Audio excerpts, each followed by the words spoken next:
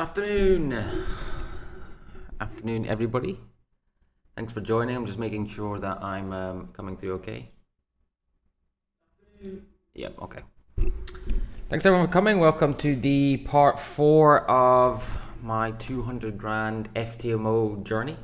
If you don't know what that is, it's a funded trading program. So one of the biggest problems with traders is the lack of access to capital. What I mean by capital is basically the money in your trading account, because as traders, a good trader would aim for roughly around 2 to 5% return per month consistently. And if you have 2% on $1,000 account, it's obviously $20, which for me isn't worth it. You know, is your work for the whole month of trading worth it for $20? Probably not. So that's why we do these funded accounts, just to get more money. So I just completed my 100,000 funded. I did that live on stream and I did it live on the website, and I'm doing the 200 grand one now. So hopefully, ultimately, what I want to do with all these live streams is get to the point where I've got $1 million of funded equity.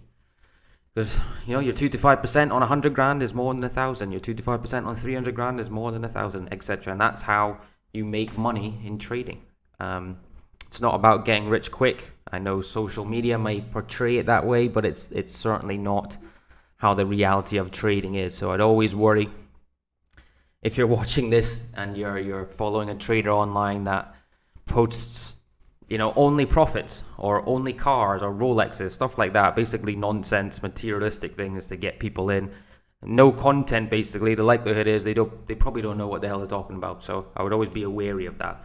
That's why I want to do this live and see what we go. And there's no guarantee I'm going to pass it, but let's hope I do. If I get a free repeat, so if you pass all the objectives, you get a free repeat to do for the next month, and you keep doing it until you pass, because they require for the first stage 10% equity return, which is quite difficult. You need to have a good month of trading in order to do that. But you know, let's see what happens. So what I'll do is I'll go through my open positions, the current positions I have open, and then look through the pairs that I'm potentially trading for the day ahead. So right now, this is where I am on the account. So started off quite well.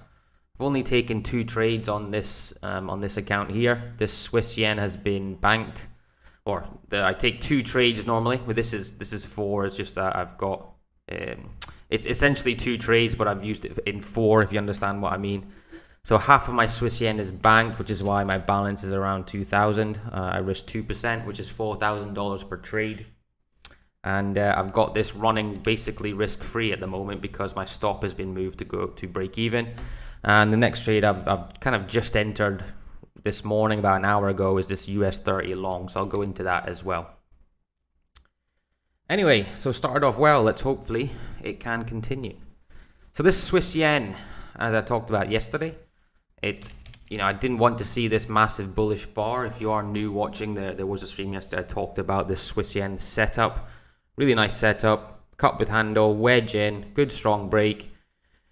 Kind of another volatility contraction, wedge here, and then a big impulse to the upside, which I actually didn't want. I mean, it's fine because I hit my TP1, which was roughly around this area. So I took 50% out, which was, you know, roughly around that $2,000. And I always let the rest run, with the idea, hoping that this trending market continues and I continue to move my stop up and capture more and more money. However, I didn't want this to happen. I kind of wanted a healthier trend like this, because normally with these massive impulses, you do see things like this where it corrects very drastically. And I was waiting. I had moved my stop up to here. The original stop was down here. I had moved my stop up, and I was waiting basically for an anchor. Now I got that here with this hammer. An anchor is on an anchor on uptrend is when you have one low candle and then the 2 outside it are higher, like this, 1 2 1 2. So with this we've got 1 2 1 2. So that is an anchor. It possibly is a swing. The swing's not confirmed yet until we break the highs. But I was happy moving that stop to break even and just, you know, letting this run, letting it ride. You know, let your winners run is the name of the game, and when you make potentially a lot more profit. Not all the time. You know, you don't get keeps, you don't always get this moving. That's not really what trading is. But if you can capture onto a good trend, that's really where my edge comes from, which doesn't happen often. I normally get, I'll be lucky to get 1 or 2 swings out of it before it takes my stop. So let's see where Swiss yen goes. I like it. Nice trade. It's all, going with the trend. I like that to the upside. Broken out of this larger corrective from this impulse. Yeah, that looks good. Breaking through this. I'll zoom in or not. I'll zoom in here. Looks to be breaking through, or it'd be a good sign if it broke through this anchor here, or kind of swing high. Would be nice for me to see, and possibly yen. Then we get that movement upwards. The yen has been weak. The yen's been weak for quite some time, so selling the yen still makes sense to me. The other one that we're in, that I've just entered, is this US 30, which was a really nice setup, actually.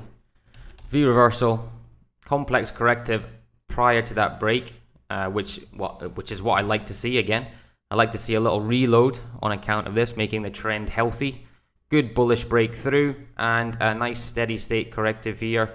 A morning star on a bit of volume at that 20 period, at that resistance area, indicating me that this potential old resistance is becoming new support. So breakout, retest for going long, and I fancy that to get up roughly around the highs. Nothing is banked yet, obviously. It needs to hit TP1 before I'm able to move any stops or bank any profit. So this can obviously come down and hit my stop. We don't know what's going to happen in the future. But at the moment, looking nice. Good bullish bar here on London Open. So I like that trade as well. It's good.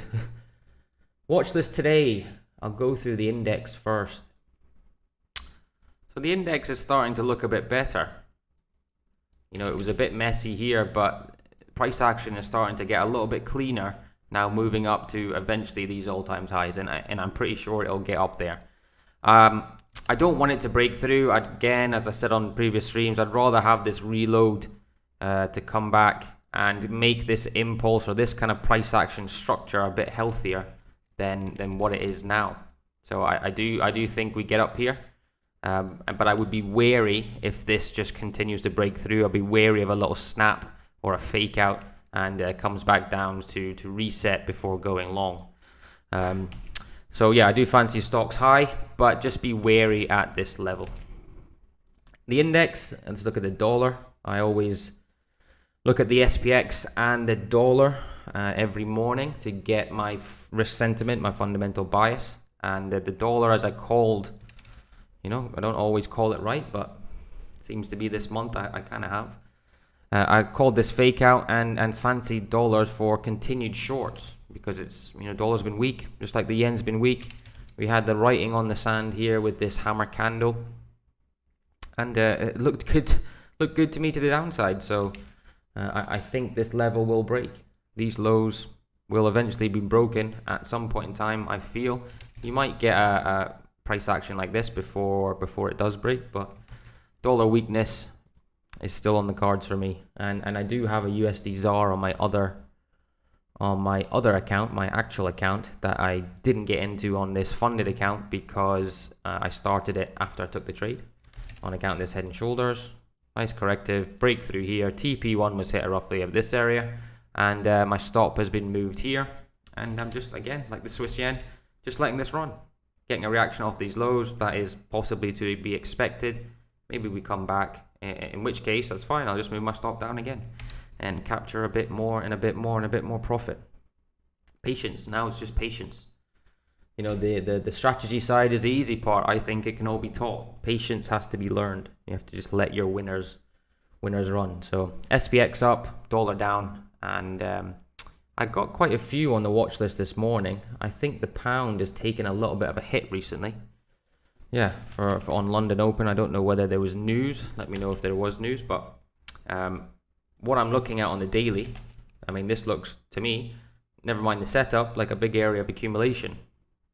If it's up here, distribution. And the theory behind it is institutions getting out of positions before taking something lower. Accumulation, institutions getting into positions before taking something higher. That's the theory behind accumulation and distribution. But the setup looks nice. A larger cut with handle here. Breakthrough, slight reload, breakthrough, and I'm looking at, if I zoom in, a retest on this pound Aussie to this area before going long. So I like buying the pound. Fundamentally, I do like buying the pound. I think it has been, I fancy strength coming into the pound, is what I'm saying. But that setup looks quite nice. So pound Aussie, possibly something for later on in the week.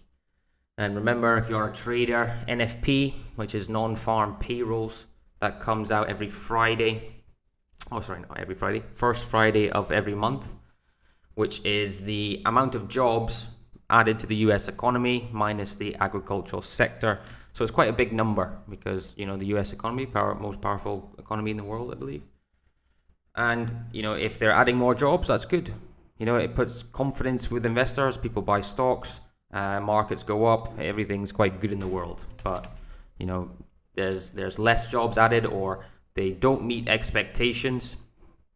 You could see the stocks have a little bit of a wobble because of that. I think they're expecting 600,000 added. I'd have to double check that, but somewhere around that region.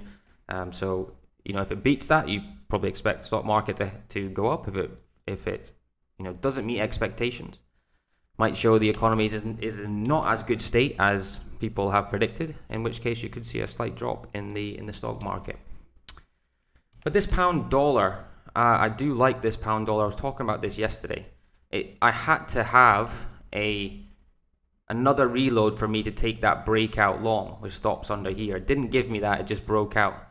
And possibly getting what's, that dreaded fake out on pound USD. Now, the only way I can kind of take this is if it does reject this area and possibly gives me an ABC here on that 20. And ABC is my favorite type of pullback. So ABC to go long. But with this kind of volatility, the pound's playing a little bit of games. You kind of have to sometimes, let it go and say the setup now is irrelevant because of that spike down. So we could be seeing a rejection of this area on the pound dollar. New Zealand yen was another one that I liked. Again, with this pound dollar, you just have to wait and see. There is a 30-minute hammer there, so maybe it's just a possible fake out. Where's the stops going to be? Here. Stop punt, whether you believe it happens. Would I be surprised if this come back up? Absolutely not. But if the pound wants to be weak, it gets weak very quickly, as well as it gets strong very quickly. That's the characteristics of the pound. New Zealand yen was another one that I did like on this daily chart. New Zealand yen on this daily chart. God, MT4 is sometimes annoying. On account of this pattern here. Now you could call this, I'll delete this to make it a bit easier. You could call this a head and shoulders. Larger head and shoulders. I'm calling it a bit of a cup with handle with a nice steady trend into that area. Corrective here, push through on a decent bit of volume, and now I'm looking for a retest of this area for NZD-JPY to go long. And the retest would come in the form of a steady state. So I like this type of retest back to the area, or a possible complex corrective ABC for continuation longs, i.e. old resistance becoming new support. The basics really of trends. And if I can get a catalyst, remember, even though the context is good, even though the pullback is nice, I need a reason to enter that trade, and my reasons are very basic, simple chart patterns, hammers, engulfers, morning stars, etc. on high volume in order to get me into that trade to go long. I'm purely a price action trader. I like keeping things simple. I don't believe in adding fancy indicators and oscillators, etc. to your chart.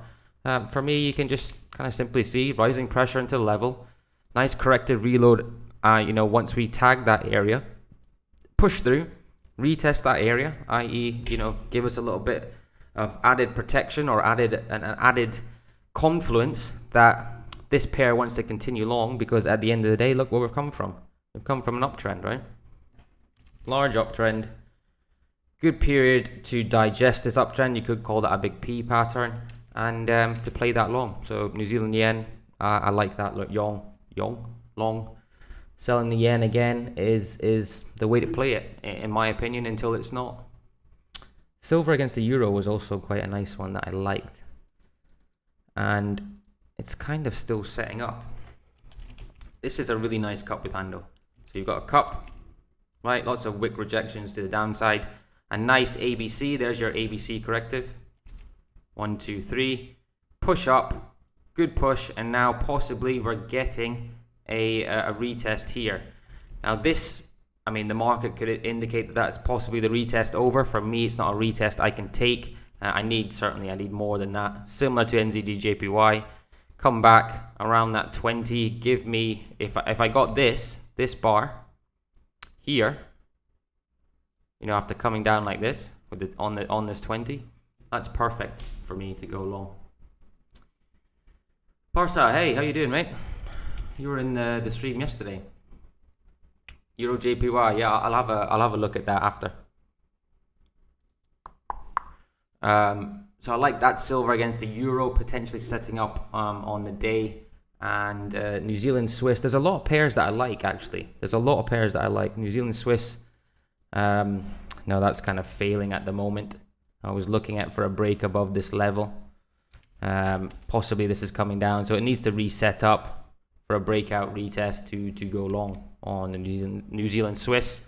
Possibly rejecting that 4 hour. If it does break through this level, it breaks through that 4 hour 200, and for me starts to look nice again on New Zealand Swiss. But again, it's got to set up. You know, I can't take a trade unless it fits my entry criteria.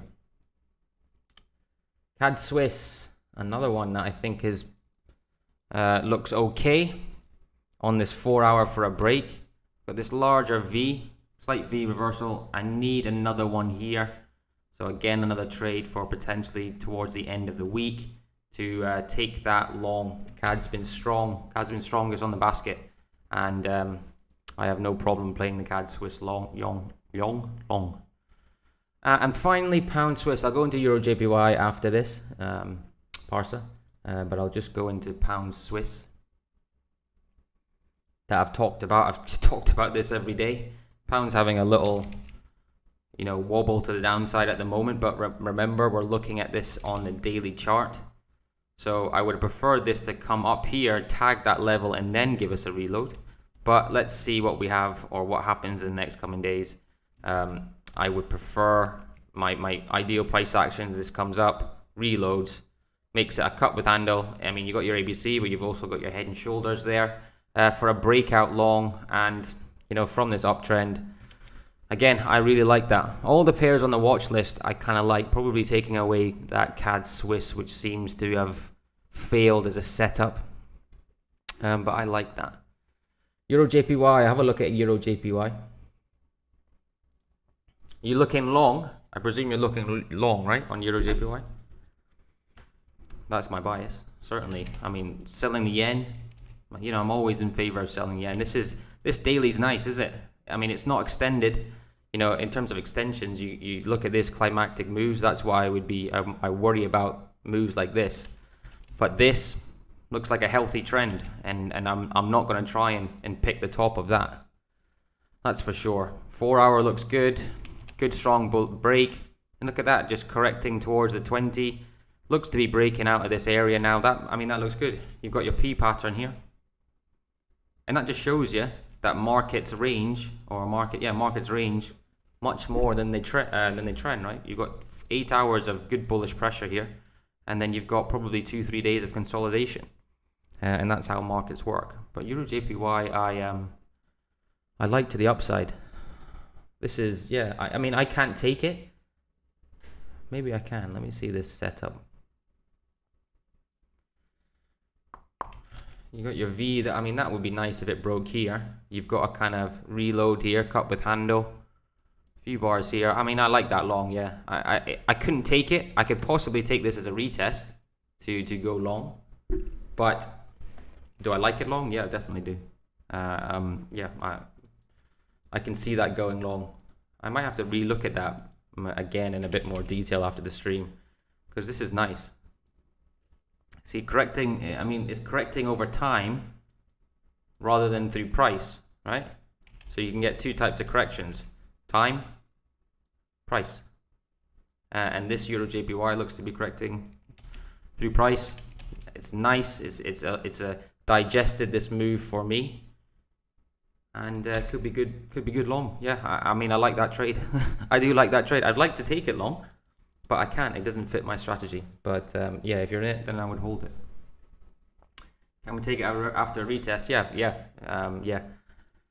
I do like it. You know, I've got to take this away because this is this setup here, this V reversal failed, right? So I've got to take away this and look for the reset up or to reload. And you have got your cup with handle here. I like the fact that we got 1 or 2 bars. I mean, would I prefer a few more here? Yeah, I would. But sometimes if you get a few more here, it might just go. So this as context is good. Now for me, wait for that retest. Some kind of catalyst to get you in to go long. The problem is your stop's down here. Well, for my strategy, my stop's down there, which is, you know, not. I kind of like for the breakout retest to have a bit of a tighter stop, which is why I like the additional reload, because if you get your catalyst, right, your stop's a bit tighter, so it doesn't have to go as far. And normally those setups are quite powerful. But I would look at that after the retest. Yeah. If you're not in it right now, I would look at it after a retest. I think that gives you a little bit more protection to your trade, I think. So yeah, and that's it. That's it for today. I don't have anything else to speak about, so I'm not gonna go on and on and on. If you want me to have a look at anything, let me know. But this Swiss yen is starting to look nice again. The US 300 starting to look nice. Good push here. And if we get up there, I think I'll be on roughly around 208, I think, in terms of this balance, which gets me almost halfway there after, I've still got 3.5 weeks left until the expiry date. So I'm almost there. And again, you just need a bit of luck. You know, if things, let's say if things don't go quite well, what my tactic with these funded trading accounts is trade the proper way, trade my way for 3.5 weeks or something. And if I get to the stage where maybe I make, you know, in average 4 or 5%, something like that, then I just go for it. You know, unless you're having a really great month, kind of like I did in May. So in May I did hit 10%, but in April I had 4 losing trades, which is why I didn't pass my first 200. So it's funny how that works. I got my first 200. And then I went on my worst drawdown for like 4 months and then ended up getting it back. So I got my free repeat, and now I do it again. But yeah, that's what I recommend. Aim for the free repeat. And then just at the end, the last couple of days, just go for it. As long as you, for example, if my ending balance at the end of it is 200,001, I still get a free repeat. So for me, it doesn't matter if I've made 4%, right? 4 or 5%. Let's say I'm supposed to make $20,000. And if I'm up at 210, you know, for me to just say, okay, fine, I haven't done it, it makes no sense. I'd rather risk the 10 grand to get it to 220 or risk like $2,000 on potential scalps if there's no setups to get to that 220. Because even if I get to 201, I still get a free repeat. So you might as well just go for it. You know, as long as you're a good trader, keep getting those free repeats, and you just need a bit of luck. And then the verification stage is 2 months where you need to make 5%. And you know, as far as I'm concerned, you should always pass that verification stage, because 5% in 2 months, yeah, you should be able to do that. But remember, only do these challenges when you are ready and when you know you can take money consistently out of the market. That is important. Let's see what happens. That'll be all for me. I'll do a stream tomorrow. What day is tomorrow? Wednesday. I think around the same time. I'll stream about 1 o'clock every Monday to Friday to give you an update on this. You know, hopefully I pass it. If not, then I'll do another one. If I do pass it, then I'll do the verification live. I'm just going to do everything live, so there's no bullshit here. You know, because as far as I'm concerned, social media is full of bullshit with fake traders that actually can't trade. So that's why I want to do live and just show you exactly how I go and trade the markets. So hope you enjoyed it. Thanks for joining. I appreciate it. If you like what you hear, it would mean a lot if you sub to the channel. I'm a new YouTuber. I'm an old trader, but I'm a new YouTuber, and yeah, that'd be great. Thanks everyone. Take care. Trade safe. Cheers, Parsa. I'll see you next time. Yeah. Wait for that retest, and I'll see you all tomorrow.